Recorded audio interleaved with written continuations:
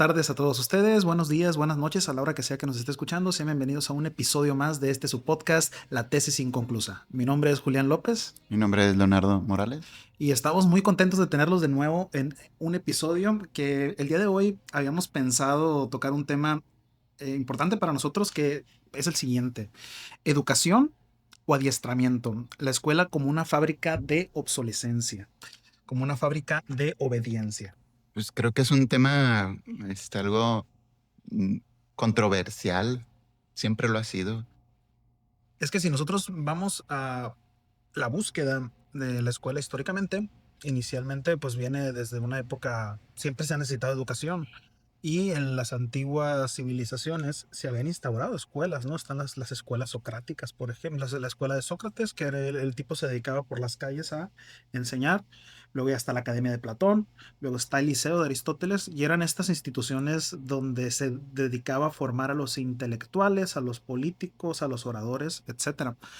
La escuela siempre ha ido en orden a formar individuos, pero no es hasta después de las invasiones napoleónicas en el recién formado estado de Prusia cuando comienzan o cuando nace la escuela moderna. ¿Sale? Esta escuela moderna que buscaba formar soldados, que formaba formar burócratas, que formaba buscar formar obreros obedientes. Y al final ahí la escuela se vuelve obligatoria para toda la sociedad, en este caso la sociedad prusiana, porque ellos están intentando formar un estado que no existía. Existía la raza alemana, existía el idioma alemán, existía la cultura alemana, pero no existía un estado alemán. Entonces, cuando se funda el Imperio Prusiano, lo que quieren ellos es, a través de la educación, crear esta identidad prusiana o alemana a través de todo eso. Y para ello, en la escuela, lo que buscan son, a través de la disciplina, de los horarios, del patriotismo y del no pensamiento crítico, ojo, del no pensamiento crítico, poder llegar ellos a formar en los individuos una conciencia de unidad. Pues suena como esclavos, ¿no? Como obreros, como gente no pensante que uno quiere mantenerlos ahí atrapados, controlados por los poderosos. Al final ellos dicen, ese es el sistema educativo que va a ser. Instruyelos así, porque así me sirven, porque van a seguir trabajando para mí, porque van a seguir siendo mis obreros. Y en cambio, si hacemos una comparación, por ejemplo, con las escuelas que existían filosóficas, donde se enseñaba un pensamiento crítico, donde sí se enseñaba una doctrina en específico, ¿no? Si tú ibas al liceo, te iban a enseñar a Aristóteles. Si tú ibas a la academia, te iban a enseñar a Platón. Pero en este sentido, lo que sí buscaban era que los individuos que salieran de ahí salieran capaces de poder cuestionar su realidad, de analizar la realidad. Sin embargo, cuando hablamos de la escuela moderna en el Estado prusiano, hablamos de que se convierten en esta fábrica de individuos útiles. Y remontándonos como al pasado, en la época de, vaya, cavernícolas, o sea, el sistema educativo en esos momentos, pues no era como una escuela, obviamente, pero pues el que sabía más, el líder del grupo, Ahí la importancia de los ancianos. eran los que transmitían el conocimiento, los que cuidaban a los más pequeños y les decían qué vayas a comer, qué vayas no comer. Las abuelas y los abuelos. En nuestras sociedades tan utilitarias, la labor de ciertas personas es desplazada. Por ejemplo, un niño no es útil. De hecho, nuestras O un generaciones, anciano.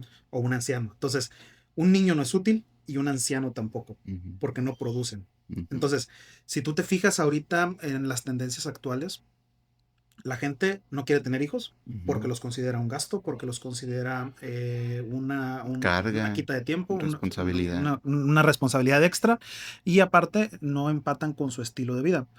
Si tú te fijas también lo que está sucediendo en muchos lugares, y aquí en México ya está empezando también con las personas adultos mayores, poco a poco se están quedando más aislados. Ujú. Y poco a poco, en caso de que no tengan los recursos necesarios para vivir su vejez de forma digna, sus hijos tampoco se están haciendo cargo. Entonces estamos enfrentándonos a una sociedad que va a tener ciertos problemas de tratados de gerontológicos Ujú. en un futuro. Y entonces eso va a devenir en muchos conflictos. Eso no sucedía en una sociedad cavernícola. ¿Por qué? Porque si algo es valioso en una sociedad con tanta carencia es el conocimiento.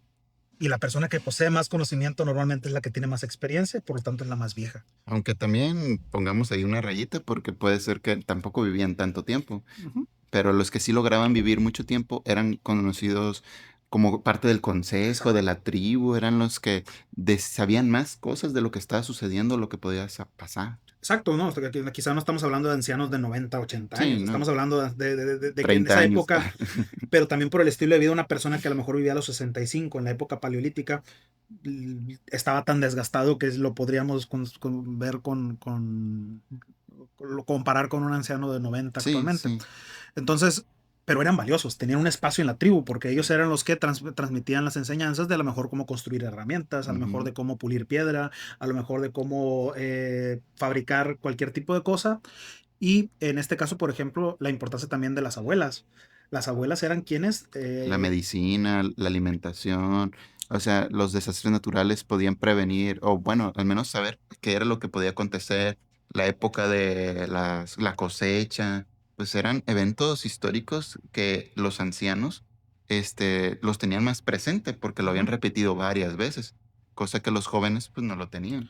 Y cuando pasamos a una sociedad industrializada, Pero volvamos, o sea, ya pasamos la época paleolítica, cavernícola, neolítica. neolítica, luego vayamos a la etapa esta filosófica, donde los primeros sistemas educativos. Podríamos hablar, por ejemplo, que en Grecia los primeros maestros van a ser los sofistas. Ujú, Los sofistas eran filósofos que se dedicaban a viajar de ciudad en ciudad transmitiendo sus saberes, pero cobraban por ellos. ujú, Entonces, por eso podríamos decir que sí son los maestros, los primeros maestros, porque viven de su labor.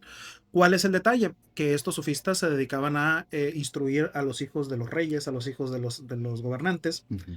y comienzan a cobrar por ello, pero se enfocan más que nada en herramientas de convencimiento, como la retórica, la Ujú. oratoria, eh, técnicas para convencer y para influir políticamente en las polis griegas.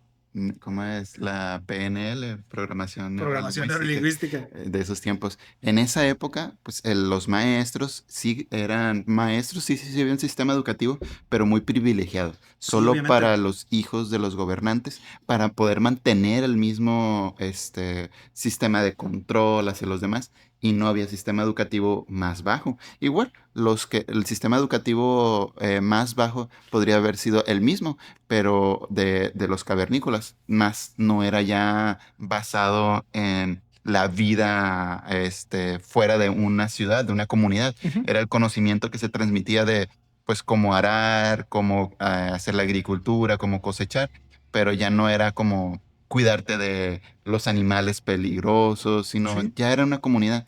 Los que tenían el sistema educativo más avanzado, que era para el pensamiento crítico, para el control mental, para manejar las palabras, para eso, pues eran las Y altas. también para construir un relato. Ten en cuenta que, por ejemplo, ahí sí tiene mucho que ver la religión. Si nosotros hablamos de las primeras civilizaciones, si hablamos de la civilización sumeria, van a ser las primeras grandes ciudades y también van a ser el primer gran imperio, por decirlo así.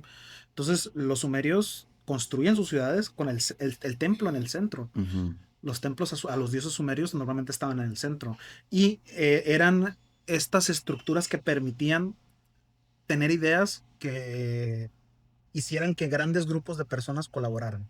Ten en cuenta que en la época paleolítica y muy probablemente en la neolítica casi todo era por clanes, ujú, casi todo era por grupos familiares y esos grupos familiares pues tenían como idea unificadora el concepto de clan, de ujú, familia, y cada familia tenía sus dioses o sus creencias espirituales. Y normalmente estas creencias chocaban con las del otro clan. La única forma en la que no te tenías para escapar de la guerra al irte con otro clan era o casándote con el otro clan, mm, es decir, teniendo hijos en común, casando los hijos en común para que ese clan a lo largo del tiempo se convirtiera en uno solo, o haciendo la guerra. ujú, Era la única forma de convivir. Entonces, cuando comienzan las primeras civilizaciones, necesitan una idea que unifique a todos los distintos pueblos que van conquistando y que los van subsumiendo en estas ciudades, en estos espacios, para que paguen impuestos. ujú, Impuestos en cebada, impuestos en trigo, impuestos de producto, porque de ahí proviene la riqueza de los gobernantes. Entonces, ¿qué es lo que hacen? Se alían con la religión, se alían con las ideas religiosas de esa época y a partir de ahí crean la idea de una sola idea religiosa que unifique a un grupo de personas.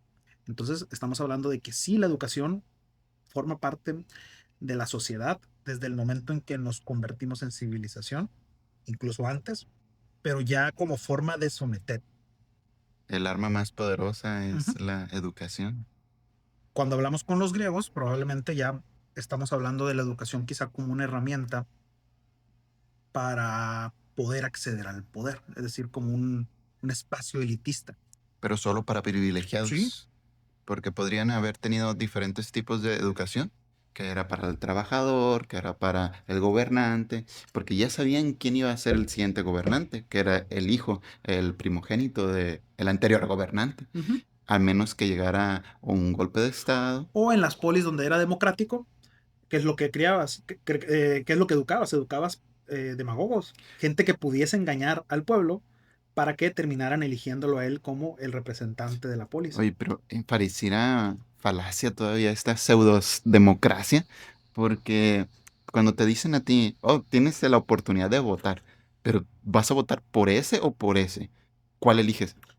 O sea, Lo que pasa, no, y por eso en la polis griega sí ocupabas destacar de todos los demás, porque normalmente no es que te postularas para ser, ujú, normalmente la gente elegía a la persona que te postulaban. toda la ciudad consideraba más apta y era una democracia directa.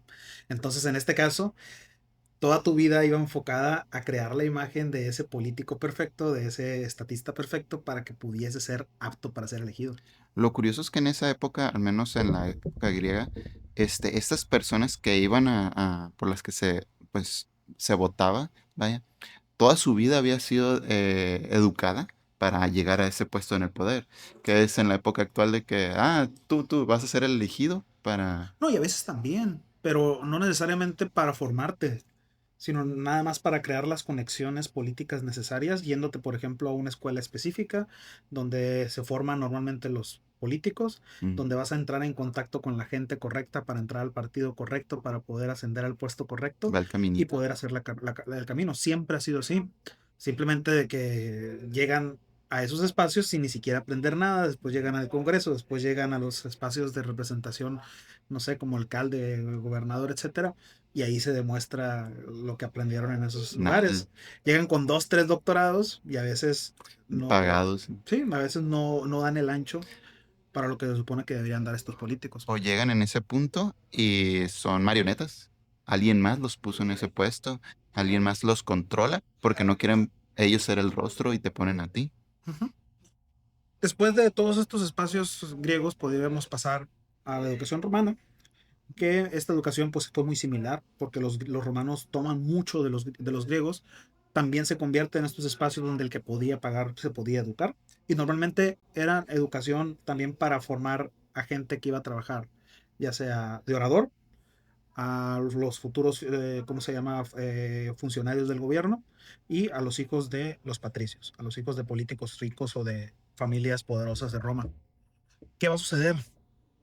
Roma dura 1000 años, por lo menos el Imperio Romano de Occidente dura 1000 años, Y gobernaron mucho. y pues prácticamente O gobernaron todo el conquistaron, vaya. Mediterráneo. Entonces, ¿qué es lo que sucede cuando colapsa el Imperio Romano?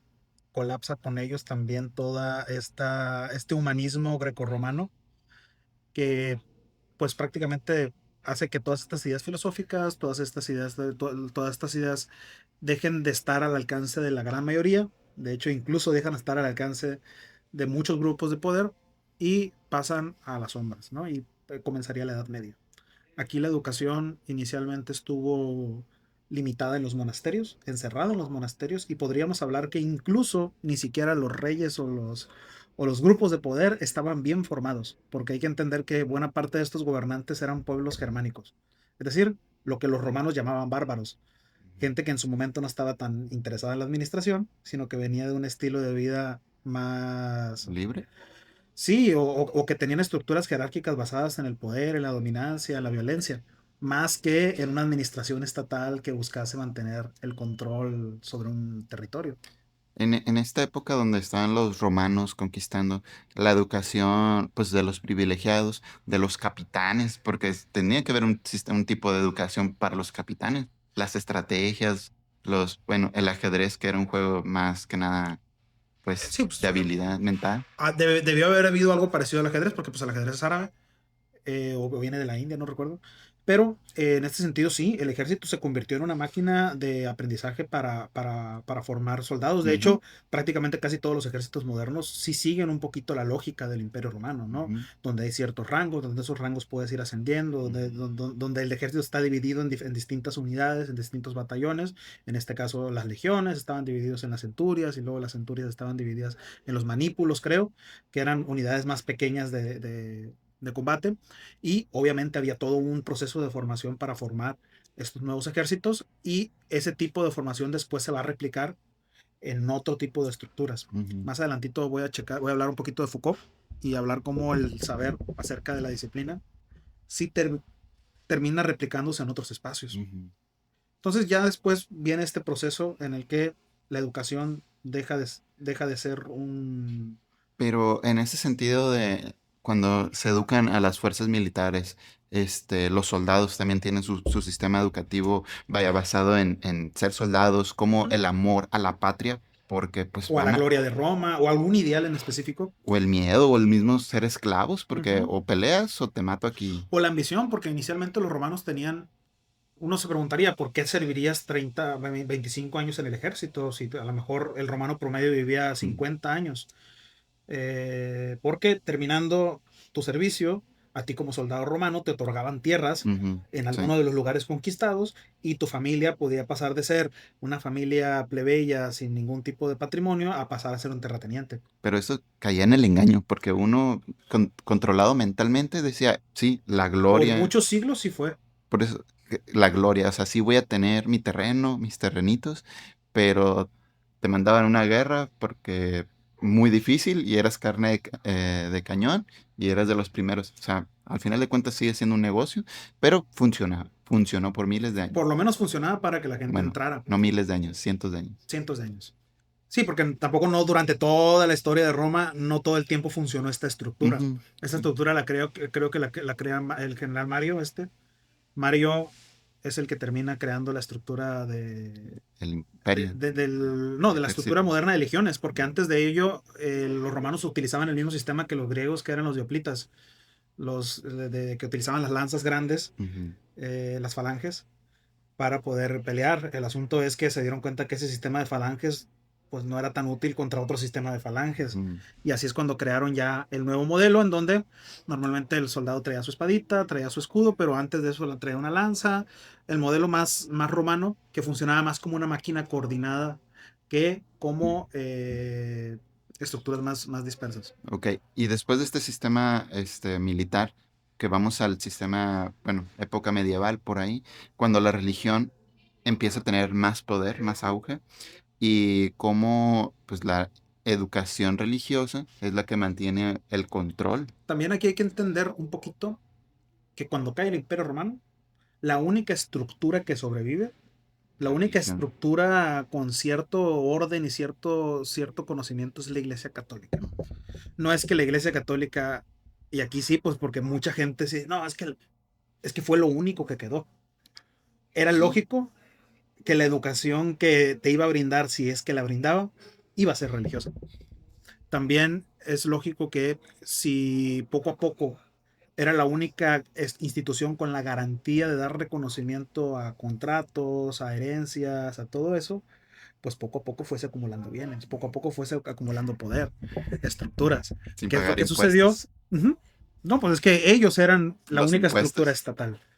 ¿Sale? Entonces, Ellos gobernaban, ellos controlaban, gobernaban los reyes germánicos, los que llegan, los bárbaros, pero pero eran los que tenían la religión, el padre tuvieron que estaba. aliarse con la iglesia Mm, para poder, los reinos feudales iniciales, los reinos bárbaros, por decirlo así, tuvieron por necesidad que aliarse con la iglesia para poder tener una estructura de gobierno, para mantener al pueblo, para cobrar impuestos, impuestos, que supieran leer y escribir, ni o siquiera eso, lo no básico. era necesario. Entonces, la educación se convierte también en este proceso de adoctrinamiento. Pero, ¿qué ocupabas tú en la Edad Media para funcionar? No sé, oradores. No sé. No, lo que ocupabas era saber arar el campo, porque ahí te ibas a quedar toda tu vida. Estamos hablando de que una sociedad feudalizada es una sociedad rural. No había grandes ciudades.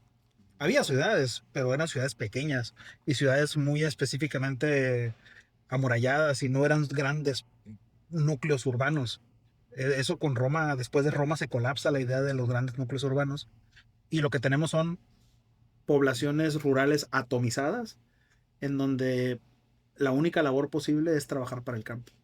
Y es decir, por eso los señores feudales tienen todo el poder y a esos señores feudales no les interesa ceder sus privilegios ni les interesa educar al pueblo para que estos puedan en algún momento rebelarse. Entonces la educación se convierte más que nada en un elemento totalmente elitista de pequeños grupos de poder. Estamos hablando que los primeros, donde sí se sigue conservando el conocimiento antes de la Edad Media, el conocimiento grecorromano, son los monasterios.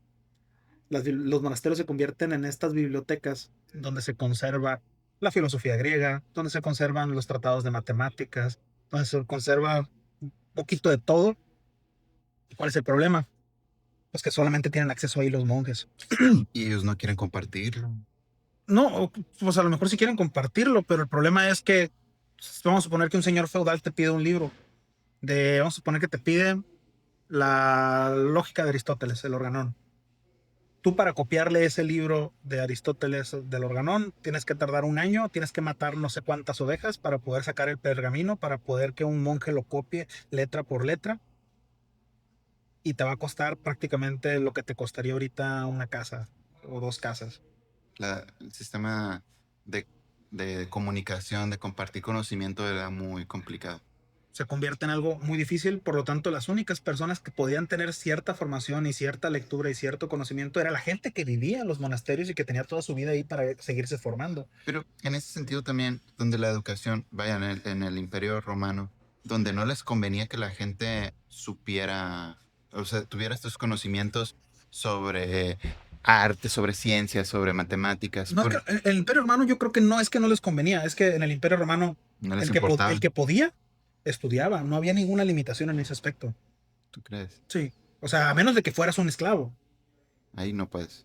O sea, no, pero si tú eras un hombre libre, vamos a suponer, no un ciudadano romano, pero si eras ¿cómo se llama? Un ciudadano libre, vasallo del imperio, pero no esclavo, si tenías el dinero para poder educarte, te educabas. Pero no Pero había dinero. igual que en la actualidad, hay mucha gente que tiene el dinero para seguir educándose y seguir estudiando toda la vida y pues por bazares del destino decide no hacerlo, porque a lo mejor se ocupa trabajar para mantener a su familia, ocupa enfocarse en otras cosas de su vida. Entonces, el que podía educarse se educaba. En la Edad Media, el que quería educarse se tenía que meter de monje o de monja. Pero siento yo, hay un punto en la historia donde la religión o los monjes, los monasterios, donde el conocimiento se detiene. Se pasan cientos, mil años, no sé, y el conocimiento ya no sé, en los ejércitos, los gobiernos, que es a donde quiero llegar, que no les conviene que la gente tenga conocimientos, sepan que los están manipulando, porque si ellos saben lo que yo sé, pues ya no los puedo controlar, no les Sí. puedo engañar, no los puedo mentir. Y es que el modelo productivo se presta para que suceda eso. Como el modelo productivo es muy básico, es arar la tierra. Ujú. No existe una sociedad industrial, no existe una manufactura a gran escala, existe economía de subsistencia hasta cierto punto y la estratificación durante la Edad Media genera lo que son los estados, ¿no? El primer estado es la monarquía, el segundo estado, los nobles y los caballeros, los que hacen la guerra, los señores de la guerra, el tercer estado, la iglesia y por último, el pueblo sometido, los vasallos. Ujú. Y también el sistema feudal lo que hace es que esta dinámica de vasallaje, es decir, donde un señor le jura fidelidad a otro señor y estos señores a su vez le juran fidelidad al rey. Y por último, el que no tiene tierras tiene que tener un lugar donde vivir y tiene que tener un espacio desde donde conseguir sus alimentos, pues se convierte en una necesidad importante de jurarle fidelidad al señor, al vasallo, para poder comer. Toda la vida, sin crecer más. Sí, llegas a un punto en el que no te queda de otra. Igual lo vivimos en la época actual. O trabajas, O, o trabajas, o trabajas. o te mueres. O te vas a vivir abajo de un puente. Pero pues al final de cuentas tienes que trabajar de alguna forma, menos que una vida normal. O sea, el trabajo y el dinero, la economía, el capitalismo, van conforme a o relacionado con la comodidad. Entre más dinero tienes, más cómodo puedes vivir. Entre menos dinero tienes, menos cómodo puedes vivir. Va a vivir debajo de un puente, te lo digo Bueno, si porque lo hablas de dinero, sí. Si hablas de recursos, o sea, si lo hablas de dinero, no hablaría yo de comodidad. Bueno, de comodidad sí. Pero si, por ejemplo, tienes todas tus necesidades resueltas, se convierte como en la base. sí, o sea, al punto de vivir debajo de un puente. Te lo digo porque hasta lo pensé, hasta alguna vez dormí debajo de un puente, en el punto de que tus comodidades, o sea, tus necesidades básicas, dormir, comer, pues, necesidades básicas de ir al baño, todos pueden estar cubiertos debajo de un puente y ganando lo mínimo, pero la comodidad de estar en una cama, la seguridad de estar protegido, Y también tener. es la percepción social. Sí, la sociedad también te influye mucho. O sea, en la época medieval casi nadie aspiraba a vivir en un castillo Ujú, porque estaba muy a gusto en sus chozas. Nunca habían visto un castillo. Muy probablemente el señor feudal vivía relativamente retirado y nada más conocían la comarca en la que ellos vivían y cultivaban las tierras y venían cada tanto tiempo a cobrarle los impuestos. y al final de cuentas, la vida en la época medieval, en ese sentido, pues el que vivía del arado, pues tenía el alimento ahí en corto, no tan fluido como el rey, que sí tenía todos los alimentos que llegaban a él por los impuestos, tenía ropa limpia y todo, pero el sistema, pues el agua, todos estos, pues estaba a un nivel un poquito, no tan desfasado como está actualmente, pero vivir en un puente en esa época, pues creo que era muy más fácil, ¿no? Pues muy probablemente no necesitarías vivir en un puente porque bastaría con que te hicieras una choza ahí, Ujú, llegara el señor feudal y te dijera, ¿por qué te construiste? Yo le juro fidelidad. Ah, muy bien, quédate a vivir ahí, nada más vas a cultivar esta tierra. ujú, O sea, porque tierra era lo que les sobraba a los señores feudales. sí, Lo que les faltaba era gente quien la cultivara. mientras le juraran fidelidad, Ujú. que no creyeran que en época de guerra se van a venir en contra ti. Y no es hasta el más o menos, estamos hablando de esto del año 800, el año 800, cuando empieza la transición de la alta edad media a la baja edad media. Entre el 800 y el 900 se habla de que inicia lo que es el siglo de hierro, Ujú. que es donde digamos que se alcanzan los niveles más bajos, toda la historia en cuanto a educación, desarrollo humano, en cuanto a cultura, incluso en la iglesia fue la época más corrupta de la iglesia católica. Entonces estaríamos hablando de un periodo de total perdición. A partir de ahí viene un proceso de intentar salir adelante. Anteriormente ya había habido unos monjes que se llamaban los clunicienses, que son de la orden de San Benito. Estos monjes lo que hacen es que empiezan a fundar monasterios en los que empiezan a fomentar mucho el conocimiento, a fomentar mucho copiar los manuscritos, copiar todo lo que existía. Y un emperador, en este caso Carlomagno, aliado con San Anselmo, no, San Anselmo, no, ¿cómo se llama este señor? Manda a estandarizar la educación hasta cierto punto en los monasterios y se empiezan a crear lo que son las escuelas monacales, donde se enseñaba a los monjes a leer. Se empiezan a crear las escuelas palatinas, es decir, de los palacios, donde enseñaban a toda la gente Alta, de los altos funcionarios de que iban a trabajar para el rey, que iban a trabajar para los señores feudales. Se les educaba en administración para ser burócratas. Y poco a poco también empiezan a surgir las escuelas cardenalicias. En las catedrales se empieza a formar a los sacerdotes. Entonces, la educación surge, volvemos a lo mismo, como una necesidad elitista. Llega un punto donde la sociedad se está haciendo cada vez más compleja y por lo tanto ocupas que la gente que va a estar a cargo del gobierno de esas sociedades, pues cada vez tenga un conocimiento más complejo, más completo. Aquí, como dices, se estandariza la educación, entonces ya hay más personas con educación mínima, Uh -huh. básica, y necesitas personas con educación más avanzada, alta. Entonces, si ya pasamos de la época medieval, ¿qué sigue? Ahí mismo en la medieval, en torno al año 1100, 1200, comienzan poco a poco a juntarse ciertas órdenes religiosas, sobre todo dominicos, agustinos, franciscanos. Ellos habían alcanzado un buen nivel de formación, pero la ventaja es que esta gente no tenía propiedades. Los monasterios anteriores, los benedictinos, tenían grandes extensiones de tierras y eran prácticamente los abades, los dirigentes de estos monasterios eran prácticamente señores feudales de las tierras del monasterio. Entonces se convertían poco a poco en puestos políticos. Entonces de repente tú comprabas la abadía o querías poner a tu hijo, vamos a poner si tuviste 7 hijos, mi primer hijo me hereda, el segundo es militar, el tercero a la niña la voy a casar con el señor feudal de un lado y el más chiquito lo voy a hacer monje para que él sea el abad de ese casino. Tú como poderoso decidías eso. Entonces el abad prácticamente controlaba, entonces movían mucho dinero los monasterios. Ujú. Eso generó un montón de corrupción dentro de la iglesia. ¿Qué sucede? Como todo movimiento dentro de la iglesia, hay movimientos corruptos y hay movimientos reformistas. Uno de estos movimientos reformistas fueron las órdenes mendicantes. Una fundada por Santo Domingo de Guzmán, que fue la orden de los predicadores, o también conocido como dominicos, y la otra fue fundada por Francisco de Asís, conocidos como los franciscanos. Y estos empezaron a predicar un voto de pobreza. Mm. Es decir, no tenemos bienes y no tenemos bienes ni tierras ni nada. O sea, si vamos a ser monjes es porque vamos a ser monjes o religiosos en toda la extensión de la palabra. Y ambos nacen con cierta vocación intelectual o se convierten en grupos bastante intelectuales. La orden de los predicadores nace para contrarrestar herejías de la Edad Media. Entonces, nacen para predicar, nacen para polemizar con otros grupos herejes. Entonces, por lo tanto, estos sacerdotes tenían bastante formación. ¿Cuál es el detalle? Que se empiezan a juntar y empiezan a formar las primeras universidades. En ese punto, pues están las dos mitades, ¿no? La parte de corrupción y la parte de reformación, donde la educación que quieren fomentar, vaya, no son los bienes, y la otra sí son los bienes, la Ujú. economía, el capitalismo, y el otro, pues la comunidad, el socialismo, el comunismo, no sé. Y llega el punto en el que tienen que mediar, tienen que combinarse, tienen que De hecho, trabajar. ellos tuvieron una opción, o sea, ya no fueron los únicos movimientos reformistas. Ujú, sí. Hubo otros movimientos reformistas que fueron considerados herejías, como los albigenses, como distintos grupos, y lo que pasó es que fueron perseguidos por la iglesia y perseguidos por los reyes y perseguidos por todos y cuello.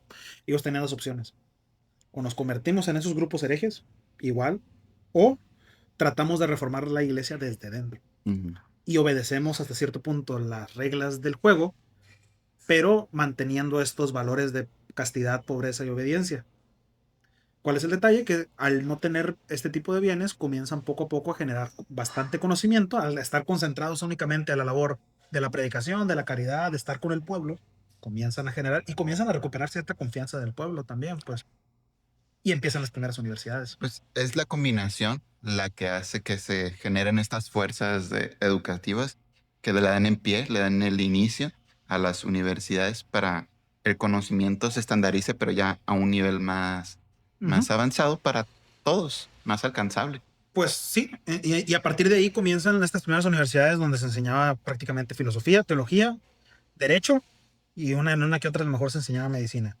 Pero pues eran al final de cuentas cargos muy básicos y sí muy orientados ya sea a la vocación religiosa o a la vocación administrativa. Pero al menos ya no eran los puestos estos de agricultura, de Aún militares. así, quienes podían estudiar en la universidad. mm, Ya sigue siendo algo elitista, pero ya se da pie a más nivel, a otros alcances, Y güey. hay que entender que los monjes se convierten en este agente de confianza tanto para los reyes Mm, como para la iglesia, porque pues eran gente que no tenía, no se casaba, pues. Entonces podían administrar bienes y si tú eres un rey, ¿qué prefieres tener? A un señor feudal que le va a estar heredando esas tierras a su hijo y si en algún momento se quiere rebelar contra ti, lo puede hacer. lo puede hacer. ¿O prefieres tener todo ese territorio encomendado a un señor, a un abad, a un monje, a un religioso, que en cuanto se muera, tú puedes poner al siguiente abad, al siguiente Ujú. monje que gobierne ese territorio?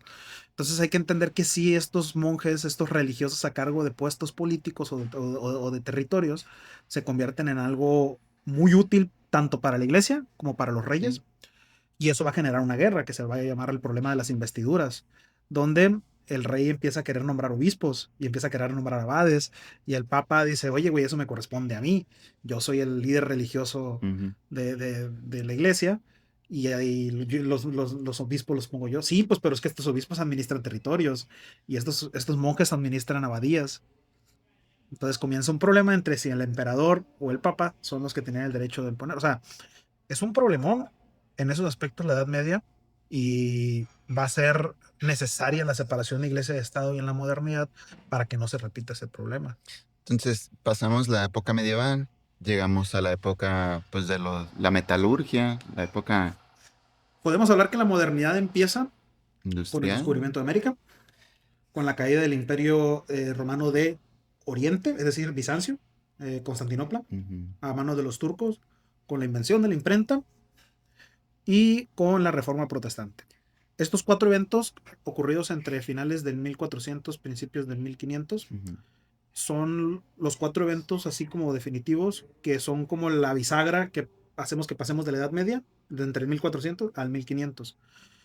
Con el descubrimiento de América se rompe el problema de que todos estaban encerrados en Europa. ujú, Es decir, la sociedad occidental estaba encerrada en Europa. Entonces, si yo quería más riqueza, la única forma de hacerlo en una sociedad feudal era quitándole la tierra al reino vecino, al señor ujú, feudal vecino. Por lo tanto, la guerra era la única forma de generar nueva riqueza. ujú. Ahora, con un continente completo para conquistar, cuando se descubre América, España prácticamente introduce unas cantidades enormes de plata y ahora pues hay más mundo. Ya no es Europa, porque ten en cuenta que está Europa y Europa está rodeada de musulmanes por todos lados. Ujú. No puede moverse a ningún lado. Sí, sí. Era una isla. A partir de aquí, Europa se puede empezar a ampliar por el mundo y por lo tanto esa presión de las guerras internas disminuye.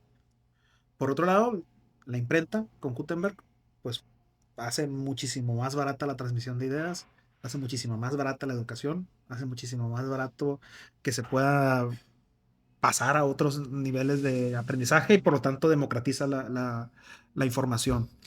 Pero en ese punto de donde Europa va a ir conquista otro continente, porque las guerras, Europa está muy pequeño ahí con sus enemigos constantes ahí a un lado. Pues también tenemos Oriente, que tienen sus avances también tecnológicos, pero en otro Sí, nivel, aquí pues obviamente estamos teniendo una visión bien eurocéntrica de la Ujú. historia porque pues es la parte de la historia que nos tocó hasta cierto Que punto nos enseñaron, que y como vivimos. herederos de sociedades hasta cierto punto que vienen de ahí. También es la historia que nos ha tocado que nos cuenten. Y pues la neta sí, o sea, los chinos muy probablemente tenían más avances tecnológicos. ¿Cuál es el detalle? Que yo no pertenezco a la cultura china, ni conozco la historia china, ni hasta cierto punto me ha influido tan fuerte como para considerarla. Ujú, El asunto es que, aunque todos esos avances ya existieran, tenías un tapón enorme de musulmanes de todos los imperios por ahí, luego después los turcos, y luego tenías todos los imperios que estaban en la India, y pues era muy difícil comerciar. No, y también la distancia, porque Ujú. era más fácil viajar en barco Ah, que, pues sí, pues pero que por el desierto. entonces de ahí viene la necesidad de buscar rutas comerciales a la India. Ujú, Los primeros que lo van a lograr van a ser los portugueses, rodeando África y llegando hasta allá. Y después, en ese afán de encontrar una ruta alterna, los españoles descubren América. América. Y aquí en ese sentido de llegas a América y quieres instruir y meter tu institución, vaya a instituir la religión, gobernar, conquistar, pero también las civilizaciones de América no estaban en pañales, ¿No? tenían que, no me Sus acuerdo. escuelas, ¿cómo se llama? Calmecac los aztecas tenían la escuela del Calmecac, que no recuerdo si era para formar, era una escuela para formar soldados y guerreros y otra Ujú. escuela para formar O artesanos. sea, el sistema educativo no estaba tan desfasado como el que tenían en Europa. Sí, por sus guerras y porque tenían más años de civilización, sí estaban más avanzados, pero no estábamos en un punto de cero. También, a ver, aquí también hay que ser muy sincero. Pues en América, en muchos espacios, por lo menos aquí en Mesoamérica, estábamos en la edad de piedra, Ujú, en ese aspecto. Que había mucha sofisticación en cuanto al conocimiento de las matemáticas, en cuanto a lo mejor a la guerra y a lo mejor medicina naturista, etcétera, etcétera, también. Pero sí hay que ver que las estructuras políticas de América se habían convertido en únicamente estructuras extractivas y no permitían el desarrollo de los pueblos sometidos. ujú. Por lo menos en Europa ya para 1500, Ya habían pasado todo eso. 1521, cuando se termina de conquistar Tenochtitlan, ya habían entrado en un proceso de precapitalismo, por decirlo así, con la fundación de los burgos, que eran sociedades, eran ciudades industriales, bueno, preindustriales, de manufactura, donde se dedicaban a producir, por ejemplo, esta ciudad era de carpinteros. Entonces Ujú, aquí nos dedicamos a producir carpintería. Esta ciudad era de canteros, o esta ciudad era de tejedores, de hiladores. Entonces eso ya permitió cierto comercio en Europa para cuando se descubre América. ujú, Eso es una transición de una sociedad, de un reino o de una estructura política extractivista de recursos a una que sí genera las posibilidades del desarrollo del comercio. Entonces los reyes se empiezan a dar cuenta de, a la madre, si yo dejo que estos empiecen a tener dinero, van a pagar más impuestos.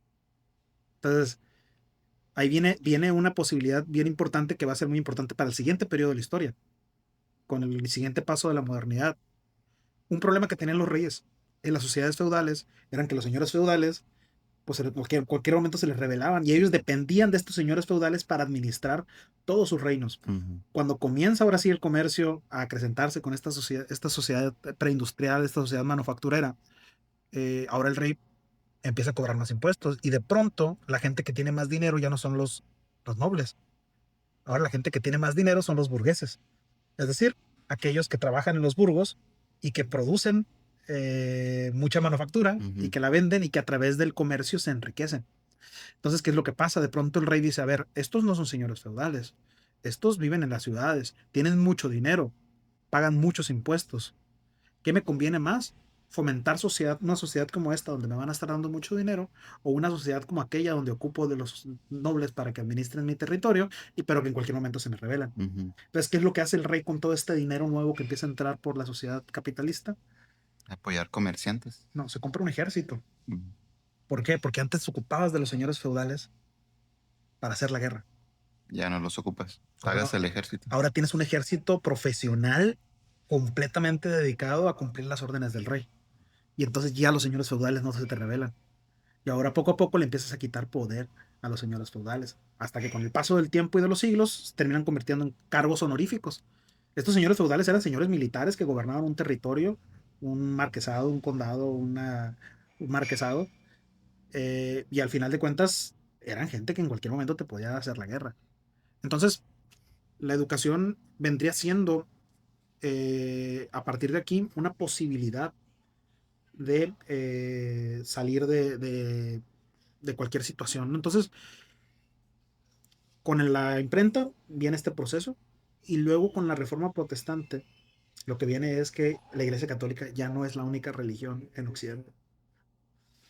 Sí, Es ya, decir, ya hay más religiones que quieren tomar control, poder. con la llegada de Martín Lutero de pronto ya tienes primero a los luteranos, después a los calvinistas, después a los anglicanos y después de ahí vienen un montón de ramificaciones que acá en Estados Unidos se van a hacer, en donde la Iglesia Católica pierde el poder de media Europa. Mm. Entonces, al final, esta educación o este modelo de sociedad basado en la visión de la iglesia desaparece. Y después de esto, ¿qué tenemos? ¿La época actual? Después ya podríamos hablar que comienza la necesidad de los estados-nación. Es decir, el rey una vez tiene el ejército, el rey una vez tiene el control total sobre el territorio, se convierten de monarquías feudales en monarquías absolutas. Y una vez tienen estas monarquías absolutas, se dan cuenta que la única forma de tener más dinero es, ahora sí, que haya más comercio. Ahora el dinero deja de estar en la tierra, en la producción de la tierra, para estar en la producción industrial. En la producción de las comodidades. Pues del producto de poder vender, porque las comodidades yo creo que vienen un poquito Después. después, porque estas primeras sociedades, ten en cuenta que hasta hace 110 años, 120 años, 125 años, todavía la inmensa mayoría de la población no tenía acceso a En comodidades. recursos. Eran rurales. No, o sí vivías en las ciudades, pero vivías en un cuarto, una familia de 10 vive en un cuartito encerrado. Imagínate Inglaterra, la Inglaterra victoriana de 1890, una familia de 10 personas en un cuartito de 4x4, y todos desde niños trabajaban en las fábricas para nada más ganar lo suficiente para poder comprar un pedazo de pan al día. O sea, eso, aunque vivas en una ciudad y aunque tengas acceso a poder comprar pan, eso no son comodidades, pues. Si te pones a analizar, pues, ¿qué podría decirse que esta época actual, vaya, el sistema educativo, el sistema económico, tendría 200 años? Que fue cuando ya los países se independizan de Europa, Estados Unidos, México y los Ujú. Centroamérica, Sudamérica, y empiezan a generar lo suyo propio, después de haber sufrido desastre. Es que ahí, con esta formación de los estados-nación, viene el asunto. De pronto, el rey se convierte en monarca absoluto y aquí viene el problema. Comienza ahora sí un problema entre el pueblo y el rey. Entonces surgen grupos donde dicen los empresarios, los burgueses, oye, güey, yo estoy financiándole el ejército a este vato. ¿Por qué tendría que gobernar él? ¿Por qué no gobernamos nosotros los burgueses? Mm. ¿Por qué no gobernamos nosotros los que estamos generando la riqueza del país, la riqueza del reino? Y ahí comienzan las revoluciones burguesas. Comienza la Revolución Francesa, la Revolución Burguesa de Inglaterra, comienzan las independencias de América. Ten en cuenta que aquí en América los que están moviendo la independencia no son los indígenas vivían a toda madre. Bueno, algunos, algunos vivían a toda madre, pues, pero ya estaban, por lo menos los del último tiempo antes de la independencia, ya estaban habituados al régimen virreinal. Ujú. Era algo tranquilo, pues. Las Sí, guerras, sí había guerras, pero pagaban sus impuestos, él se encargaba etcétera. de la guerra. Los que querían una independencia son los movimientos criollos. La Son la combinación. gente que estaba en la élite novohispana. Ujú. Son la gente que sí quería ganar más dinero y que sí quería una independencia. Y le dice a sus trabajadores, hey, apóyame, Igual vámonos. en Estados Unidos, ninguno de los líderes independentistas era pobre, todos eran terratenientes estadounidenses. Y se están rebelando por la subida de impuestos de Ujú. Inglaterra.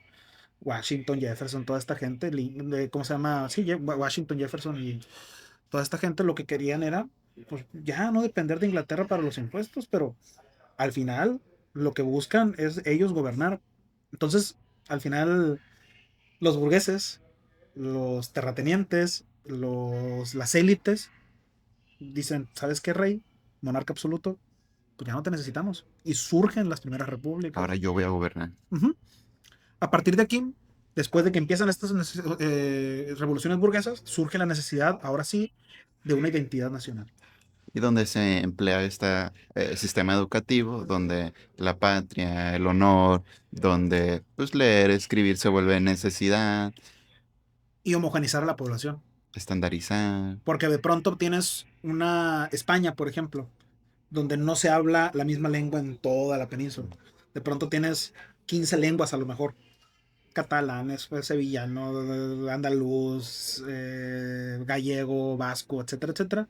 Y lo que quieres es que la gran mayoría de la población tenga más o menos la misma ideología, más o menos la misma lengua, más la misma religión, para poder tener un control mejor sobre ellos. Ujú. Y ahí es donde la educación viene a estandarizar a la población. A fortalecer, porque fue algo que hicieron los españoles al conquistar y Acá al sí, pero allá llevar. no. Ajá, porque ellos trajeron todo para acá y quisieron todo para ellos y dejaron ciertas semillitas, Pero cierto curiosamente, idioma. si tú analizas, por ejemplo, acá en América, cuando vinieron a educar, vinieron a evangelizar. Ujú. Es decir, a bautizar a la gente, a hacerla cristiana para que paguen impuestos. Pero no los obligaron a hablar español. Sí, ellos hablaron náhuatl, ellos Sí, combinaron. ellos más bien aprendieron náhuatl para evangelizar a los indígenas, Ujú. evangelizarlos en su lengua e introducirlos ahora sí a la cuestión de los impuestos. Pero los indígenas aquí en México siguieron hablando sus Náhuatl, lenguas sí. Y durante sigue. casi los 300 años que duró la colonia, que duró el virreinato. ¿Cuándo podemos hablar nosotros de que ahora sí comienza este proceso de Estado-nación, de homogenización que empezó en Europa, ponle 50, 100 años antes, acá en México? Cuando comienzan los liberales a llegar al poder, con las guerras de reforma, con Benito Juárez, con Porfirio Díaz. Ahí es donde sí podemos hablar de que se redujo en gran medida la, eh, las lenguas indígenas y las culturas, donde sí se logró homogenizar. ¿Y qué te gusta que tiene 100 años, la revolución, la independencia, 200 años, 250? 110, 150, 160 años más o menos que tenemos en México, en donde a través de la burocracia, a través de la educación, a través de todos estos espacios de control estatal, vas estandarizando a una población, Control estatal. control estatal. Y así llegamos a la época actual. ¿Sí? Entonces estaríamos hablando de que se inician estos procesos en la modernidad, siglo XVIII, siglo XIX, con una sociedad ya con necesidades industriales de formar obreros para la fábrica, de Y, formar soldados para las guerras. y la escuela, la universidad, de formar estos dueños de las empresas. estos espacios donde se formaban los profesionales de más alto nivel, pero pues estos espacios estaban ocupados como siempre para grupos con cierto privilegio. Ahora sí no quiero hablar de únicamente ricos, pero sí una persona que se podía permitir el dejar de trabajar 4 o 5 años o su familia lo podía mantener para poder irse a estudiar. Pues al final de cuentas, el poder no ha cambiado. Rara vez alguien de una baja categoría puede aspirar a un poder más alto por las oportunidades mismas que genera el Estado. Lo que quizá pasó en la actualidad es que se devalúa el valor de la formación. Ujú. Al hacerlo accesible a todos, que es una ventaja, también lo que se crean es lo que muchos teóricos llaman el ejército industrial de reserva. Es decir, antes había en toda la región a lo mejor 3 doctores, 3 médicos que en algún momento se habían ido a formar a la Ciudad de México y se habían licenciado en medicina y venían para acá y eran los que ejercían como médicos. Entonces había a lo mejor en toda la región 1, 2 médicos, 3 médicos. Se moría uno y sufría toda la región. A lo mejor había un ingeniero civil, 2 ingenieros civiles en la ciudad, que eran los que tenían todos los proyectos. Que el puente tal, puente tal, puente tal, Ujú. y tenían Y dinero. tenían dinero. A lo mejor ponle que contadores, aquí se abre una escuela, el Colegio Rosales, pues lo que formaba era abogados y contadores, creo. Entonces, tienes de pronto, pues sí, estos profesionales que empiezan a trabajar en las empresas, en las fábricas, en los ingenios azucareros, en todos estos lugares, que a lo mejor sí empiezan a acceder a una clase media, pero la gran mayoría de la población no tenía acceso a esos espacios de formación. Y ahora en la época actual tenemos exceso de ¿Cuál es el detalle? Que trabajadores. cuando comienza, ahora sí, la revolución industrial a avanzar, cada vez más gente accede a estos puestos, se convierte en una manera de ascender socialmente y todo el mundo, y es válido ascender socialmente. ¿Cuál es el problema? Que de pronto esta gente, para abaratar el costo de la mano de obra, lo que hace es que fomenta la educación en todos los espacios, e incluso te lo pide como obligación. Porque tú, por ejemplo, para un puesto operativo de hacer inventarios en una empresa, ocupas qué tipo de formación. O sea, Saber leer y escribir, ujú, saber contar, ujú, saber sumar, saber restar, a lo mejor multiplicar y dividir. Es decir, aritmética básica, ya está ahí. con un nivel de primaria a lo mejor o de secundaria, Secundaria. puedes tener, digamos, la formación necesaria para trabajar haciendo inventarios. Muchas Ujú, empresas, si no tienes licenciatura en administración de empresas, a veces no te contratan. ujú. Entonces, lo que vas haciendo es subiendo la vara. Ahorita, antes te contrataban con primaria, después con secundaria, después ocupas la prepa huevo, Mm. ahora ocupas un título Maestría, universitario, doctorado. una maestría, un doctorado. Entonces, esto lo que hace es que de pronto tengas un ejército industrial de reserva. ¿Qué quiere decir? En caso de una crisis, en caso de una huelga, en caso de cualquier colapso de la economía, yo de pronto puedo despedir a toda mi plantilla y recontratar toda una plantilla nueva. Que les pago menos O les pago lo mismo o menos. y me hacen caso. Control. Y hay una fila enorme de personas ahí con toda la formación que están deseando el puesto. Entonces Y tú ahí puedes estamos. decirle a tu jefe, ¿sabes qué? No estoy de acuerdo con lo que dice la empresa, tal, tal, tal, pues te voy a correr. No, pues córrame. Y pues, sabes que hay ahorita 15 haciendo fila para agarrar el trabajo que tú Por quieres menos. por la mitad de lo que te estoy pagando. Me sale más barato. Sí, me sale más barato que te vayas. Eso es un ejército industrial de reserva. Triste. Y lo mismo sucede por las guerras. Después de la Primera y de la Segunda Guerra Mundial, con las guerras hubo una pérdida de bastantes profesionales en muchos espacios. Entonces, las sociedades que se reconstruyeron más rápido después de la guerra eran las que tenían más profesionales. Entonces, de pronto tienes un ejército de ingenieros desempleados, tienes un ejército de contadores, de administradores y de abogados desempleados. Los humanistas nunca hemos servido para nada en ese aspecto, Ujú. también desempleados. Y en el momento en el que tienes una necesidad, a lo mejor mandas a la mitad de tu población a la guerra y se te muere la mitad de la población en tu guerra, tienes gente que puede ocupar esos espacios rápidamente. Bueno, entonces, pues ya con la época actual, ¿qué te parece si terminamos este segmento, este bloque? Podríamos llegar a generar otro bloque de Una este parte tema, 2, que la verdad pues, está interesante, como otros temas que hemos trabajado, que la verdad sí son temas extensos porque te dan para mucho más, pero pues ahorita se nos acaba el tiempo para no hacerlo tan pesado, tan estresante. y pues como conclusión en este bloque, en este podcast, en este episodio, pues sí, mencionar que tenemos que reflexionar bastante sobre estos espacios del saber y empezar a darle un peso importante a la forma en la que a través de los medios de comunicación, a través de las redes sociales, también se educa. Se educan formas de consumo, se Ujú. educan creencias, se educan ideologías políticas, se educan estilos de cómo llevar tu vida. Y gran parte de las aspiraciones que tenemos como sociedad, aunque creamos que son nuestras, muchas veces son parte de un condicionamiento. De alguien más. Y eso es lo que vamos a ver, yo creo que el próximo episodio, me gustaría hablar sobre eso y ya entrar un poquito más a este elemento de la educación como una especie de control y de dominación. Ok, entonces, pues de mi parte, pues sí, la reeducación, duden todo, cuestionen todo, busquen información en fuentes confiables, no se dejen controlar. Y pues de mi parte es todo. No sé, nos De mi despedimos. parte también, yo soy Julián López Mi nombre es Leonardo. y esto fue la tesis inconclusa. Hasta la próxima. Muchísimas gracias.